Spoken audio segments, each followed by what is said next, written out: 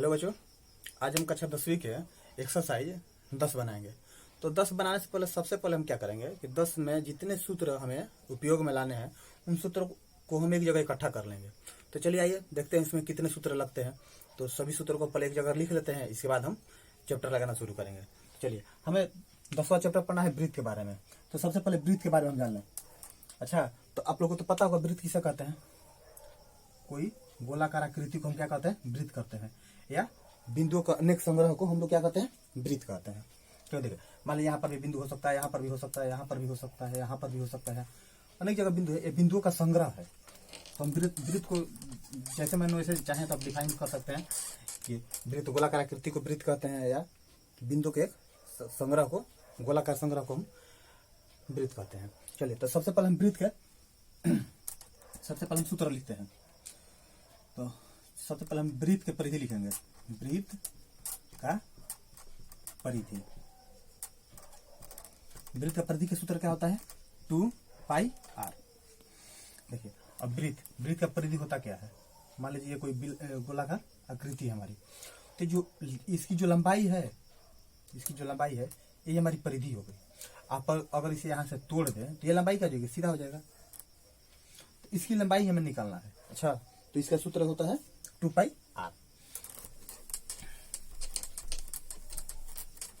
ये वृत्त का परिधि हो गया।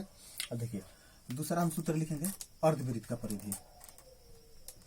अर्धवृत्त का परिधि, तो अर्धवृत्त का हम परिधि, आप लोगों को तो पता है कि किसी भी चीज को आधा करने के लिए हम उसमें दो से भाग कर देते हैं। जैसे मान लीजिए 10 को आपको आधा करना हो तो क्या करेंगे आप, 2 से भाग कर देंगे।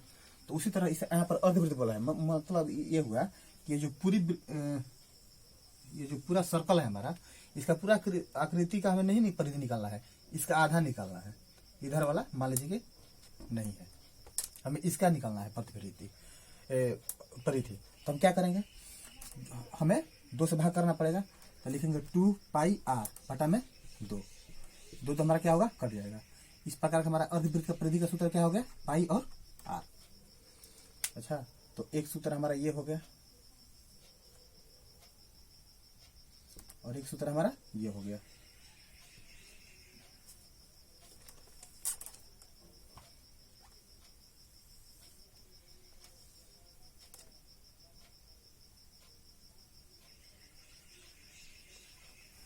अगला वृत्त का परिधि हो गया।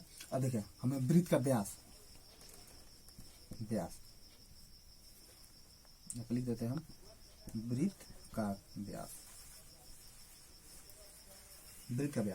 व्यास जिसको हम लोग डी से डिनोट करते हैं। अगर देखिए, व्यास का सूत्र हमारा क्या होता है, तो व्यास हम किसको बोलते हैं कि मध्य बिंदु से गुजरने वाली एक छोर से दूसरी, जो सबसे बड़ी इसमें किसी वृत्त की सबसे बड़ी रेखा को हम लोग क्या कहते हैं, व्यास कहते हैं, जो कि जो सेंटर से होकर गुजरती है। तो इसका सूत्र हम क्या लिखेंगे, अगर मान लीजिए हमारा सेंटर हो गया तो ये हो गया, ओ हो गया। अब इधर क्या है, ये भी आर है, ये भी आर है। तो 2 आर मिलकर एक व्यास का निर्माण करता है।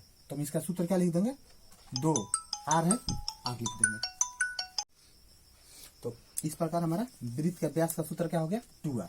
और मान लीजिए किसी चीज में हमें सिर्फ आर दिया गया तो हम व्यास उसका निकाल सकते हैं। अब मान लीजिए व्यास ही दिया गया हो, आर निकालना हो, तो क्या करेंगे हम उसके लिए, तो वृत्त का त्रिज्या जिसको हम आर से लिखते हैं, मतलब आर का मतलब क्या होता है, रेडियस होता है। तो इसको हम क्या लिखेंगे, d/2। देखिए, d/2 के लिखेंगे क्योंकि पूरा हमारा व्यास है, हमें आधा निकालना है।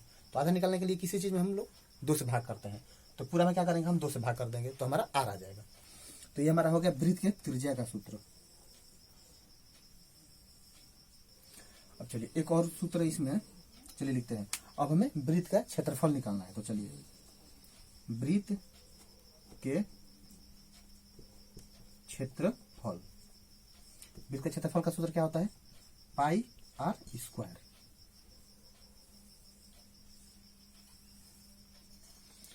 अब देखिए, पाई का मान तो आपको पता होगा कि पाई का मान हमें 2 मिलता है, या तो कहीं 3.14 मिलेगा, या क्या मिलेगा 22/7। यही दोनों मान मिलता है। इन्हीं दोनों मान से हम पाई का कहीं भी अगर हमें मान देना हो तो कहीं पर ये देते हैं कहीं पर ये देते हैं। अगर सवाल में दिया रहता है कि पाई का मान ये वाला डालना है तो ये वाला हम यूज करेंगे, नहीं दिया है तो 22/7 यूज करते हैं। तो हमारे वृत्त के क्षेत्रफल का सूत्र हो गया।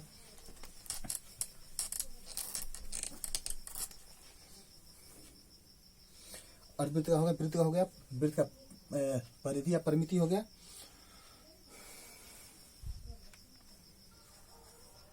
अभी यह वृत्त हमारा हो गया, तो हम इसको रफ करते हैं। और देखिए यहाँ पर दूसरा सूत्र देखिए, समझाते पहले वृत्ताकार वलय क्या होता है। तो मान लीजिए ये कोई एक छोटा वृत्त है, इससे बाहर एक ये बड़ा वाला वृत्त है, तो इसका ये जो भाग होता है, ये वाला भाग, यही हमारा वलय कहलाता है। वृत्त का वलय यही कहलाता है। तो हमें अगर इसका क्षेत्रफल निकालना हो, मान लीजिए हमारा सेंटर पॉइंट है, अगर हमें ये वाला भाग जो हमने कलर किया है, तो इस कलर का अगर हमें क्षेत्रफल निकालना हो तो क्या करेंगे हम, ये तो हमारा ये जो सेंटर पॉइंट है छोटे वाला वृत्त के लिए भी है और बड़ा वाला वृत्त के लिए भी है। तो इसका त्रिज्या यहाँ तक हो जाएगा, यहाँ तक हो जाएगा, और इसका त्रिज्या कहाँ तक हो जाएगा, यहाँ तक। तो इसको हम अगर बड़ा आर मान लें और इसको छोटा आर मान लें, तो देखिए यहाँ से यहाँ तक जो दूरी है उसमें से अगर हम ये वाला दूरी घटा दें तो ये वाला दूरी हमारा बच जाएगा ना। यहाँ से यहाँ तक का जो दूरी है उसमें से हम अगर यहाँ से यहाँ तक का दूरी घटा दें तो ये वाला भाग हमारा बच जाएगा। तो वृत्ताकार वलय का क्षेत्रफल हम लिखते हैं। तो यहाँ पर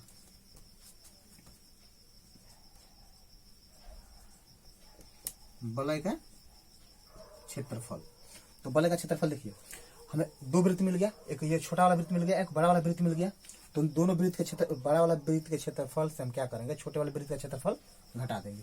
तो देखिए यहाँ पर लिखेंगे हम बड़ा वृत्त का क्षेत्रफल माइनस छोटे वृत्त का क्षेत्रफल। अब देखिए हम क्या करेंगे, बड़ा वृत्त का क्षेत्रफल, तो बड़ा वृत्त के लिए हमने क्या माना है, रेडियस को आर माना है।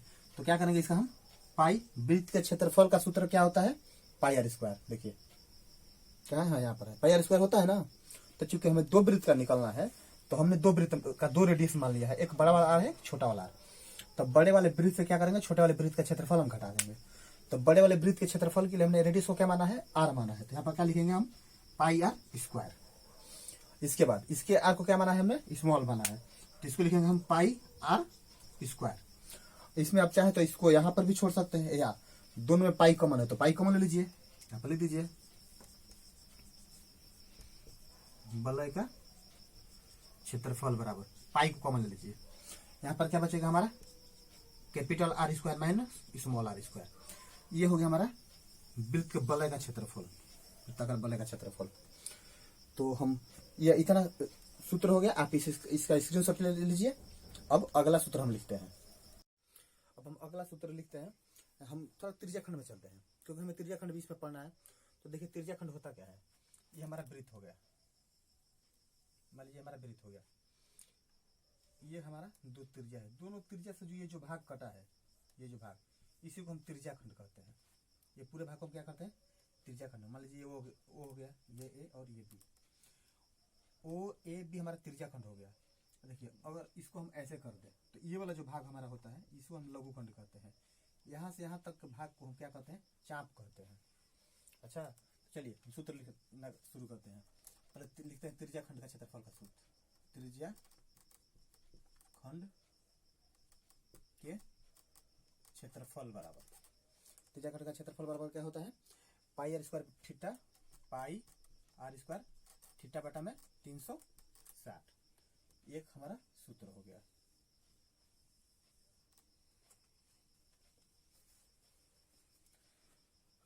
इसको रफ करके छोड़िए, उसको रहने दीजिए।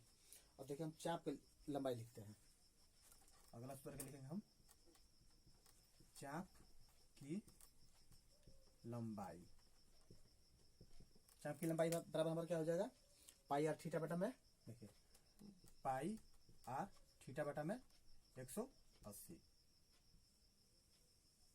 ये होता है चाप की लंबाई का सूत्र।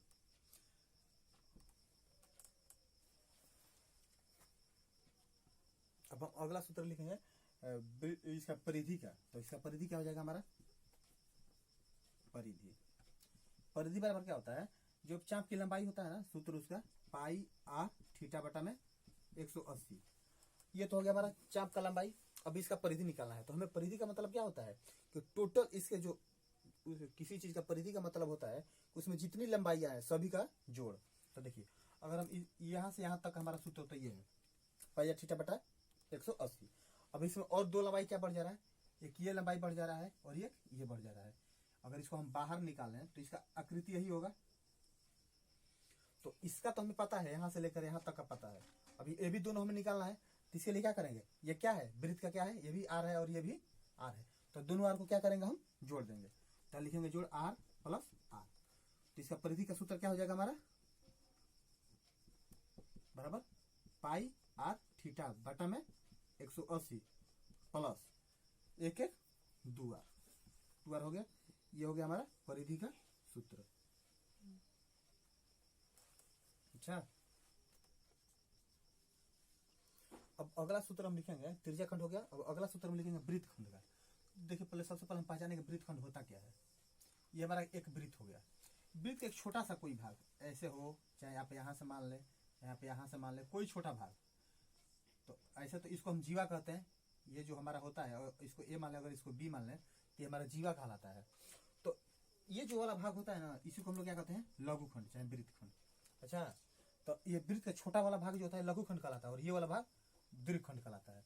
तो हम इसका सूत्र निकालेंगे, तो लिखेंगे लघु खंड के क्षेत्रफल बराबर, तो इसका सूत्र होता है पाई आर स्क्वायर थीटा बटा में 360 माइनस 1/2 गुना आर स्क्वायर साइन थीटा। ये होता है हमारा वृत्तखंड का सूत्र, लघु खंड का। अब अगला सूत्र इसका हम परिधि निकालेंगे।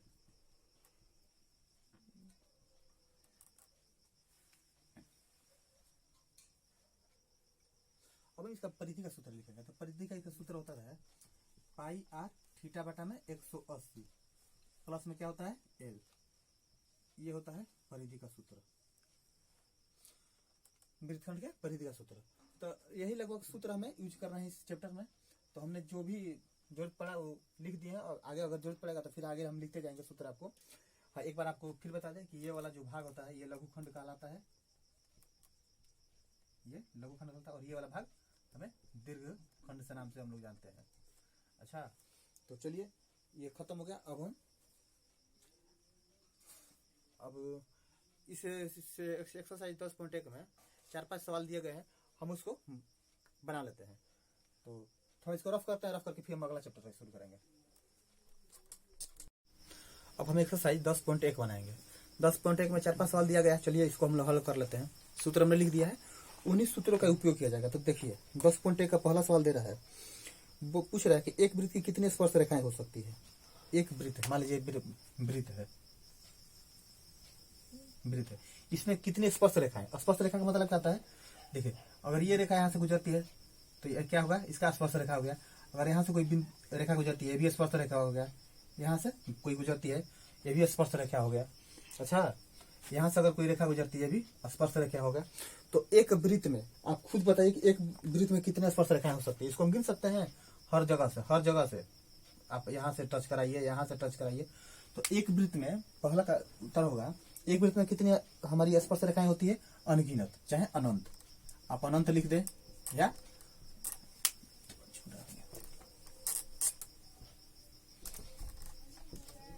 अनंत लिखें या अनगिनत। यह होता है पहला का पहला। अब हम दूसरा का पहला देखेंगे। देखिए इसमें कितनी स्पर्श रेखाएं हमारी अनगिनत है, क्योंकि इसको हम काउंट नहीं कर सकते। यहाँ पर भी है, यहाँ पर भी है, आप जहां से खींचे ये हमारी स्पर्श रेखाएं होती चली जाएगी। तो अब हम दूसरा का पहला देखते हैं क्या लिखा है। इसमें बोल रहा है किसी वृत्त की स्पर्श रेखा उसे बिंदु पर प्रतिच्छेद करती है। देखिए मान लीजिए ये हमारा वृत्त है, बोला है कि इस वृत्त की कोई अगर स्पर्श रेखा कहा, किसी वृत्त की स्पर्श रेखा उसे बिंदुओं पर प्रतिच्छेद करती है। तो देख लीजिए यहाँ पर क्या हो गया, यह स्पर्श रेखा हो गया। तो अब बताइए इस वृत्त का यह स्पर्श रेखा इसको कहाँ कर रहा है, कितने बिंदु पर प्रतिच्छेद कर रहा है। तो यहाँ पर तो कोई एक बिंदु होगा जहां पर ये दोनों टच कर रहे हैं, ये रेखा और ये वृत्त, कोई एक ही बिंदु होगा जहां पर ये टच कर रहे हैं। तो कितने बिंदु पर इसको टच कर रहे हैं या स्पर्श कर रहे हैं, तो आंसर क्या होगा हमारा 1। खाली स्थान हम क्या भरेंगे 1। चलिए वैसे ही दूसरा हम देखते हैं क्या बोल रहे हैं। वृत्त को 2 बिंदुओं पर प्रतिच्छेद करने वाली रेखा को, देखिए मान लीजिए कोई ये हमारा कोई एक वृत्त है, बोला कोई ऐसी रेखा है जो इसको 2 बिंदु पर प्रतिच्छेद, मान लीजिए कोई बिंदु है, रेखा है, सॉरी रेखा है, इसे कितने बिंदु पर कर रही है प्रतिच्छेद, 2 बिंदु पर प्रतिच्छेद कर रही है। दूसरा सवाल है वृत्त को 2 बिंदु पर प्रतिच्छेद करने वाली रेखा को हम लोग क्या कहते हैं। इसे देखिए 2 बिंदु पर प्रतिच्छेद करिए तो ऐसी जो रेखा होगी जो वृत्त को 2 भागों में काटेगी, वैसी रेखा को हम लोग क्या कहते हैं, छेदक रेखा। छेदक रेखा।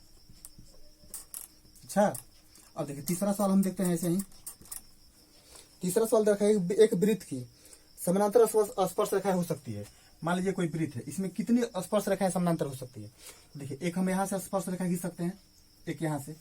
अब यहां से जो खींचेंगे वो तो समानांतर होगी नहीं, तो 2 ही तो रेखा है जो समानांतर होगी। तो इसमें हम क्या लिखेंगे, यहाँ पर दूसरा में क्या, तीसरा में क्या भरेंगे हम लोग 2। वृत्त की 2 स्पर्श रेखाएं समानांतर होती है। अच्छा अब देखिए अगला दे रखा है सवाल नंबर 4। वृत्त तथा उसकी स्पर्श रेखा के उपनिष्ठ बिंदु को, वृत्त देखिए ये वृत्त हो गया हमारा, वृत्त तथा उसकी स्पर्श रेखा के उपनिष्ठ बिंदु को, उपनिष्ठ मतलब क्या होता है, जो वृत्त में भी शामिल हो और रेखा में भी शामिल हो। तो इस बिंदु को हम लोग क्या करते हैं, अच्छा वृत्त तथा उसके स्पर्श रेखा के उपनिष्ठ बिंदु को हम लोग क्या करते हैं, जो दोनों में शामिल हो इसको हम लोग स्पर्श बिंदु कहते हैं। इसको हम क्या भरेंगे, स्पर्श बिंदु। अच्छा अब देखिए दूसरा का चौथा हो गया।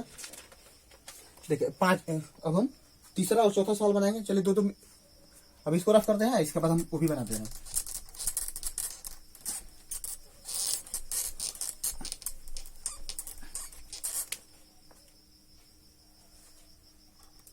सवाल नंबर 3 देखिए बोल रहा है कि 5 सेंटीमीटर त्रिज्या वाले एक वृत्त के बिंदु P पर स्पर्श रेखा PQ। मान लीजिए यहाँ पर कोई वृत्त है, यहाँ पर एक बिंदु है हमारा, त्रिज्या है,